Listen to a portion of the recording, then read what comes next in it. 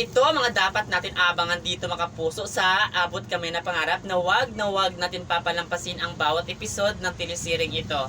Nagalit nga dito si Moira sa ginawa ni Ana Santos na binutas talaga ng ating bida itong ulo ni Moira para talaga maligtas, pero imbis na magpasalamat ito si Moira kasi nabuhay siya natin kanalin, yun, nagalit siya kung ano-ano ang pinagsabi na nga dahil nga dito sa asal niya ay sinumbatan talaga siya ni Joey na wala itong puso, wala itong utang na loob.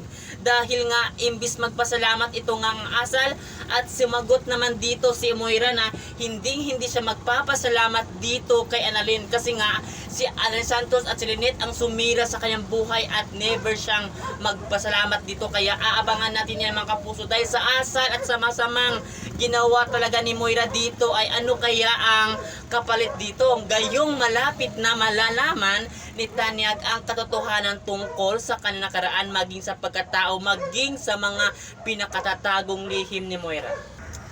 Dahil ang lahat ng kasamaan ni Moira ay talagang mapagbayaran talaga niya ito at hindi papayag dito si Tanyag na magtatagal ito ang kasamaan ni Moira kasi sumusuma talaga ang babaeng ito na kaya niyang gawin ang lahat, masunod lang niya ang gusto. At ngayon nga ay mapagbayaran talaga ni Moira ang kasamaan na ginawa niya kasi nga bitter siya sa buhay ni Ana Santos at Lynette. Kaya yan ang abangan natin dito kung paano nga ba talaga ipapakulong ni Tanyag itong kontrabida na ito na si Moira. Kaya yan ang dapat natin aabangan mga kapuso dito sa Abot Kamay na Pangarap na kinaaadikan natin panoorin tuwing hapon. Kaya abang-abang na dito mga kapuso. At yun lang, maraming salamat sa panonood sa telesering ito maging sa video na to. Thank you.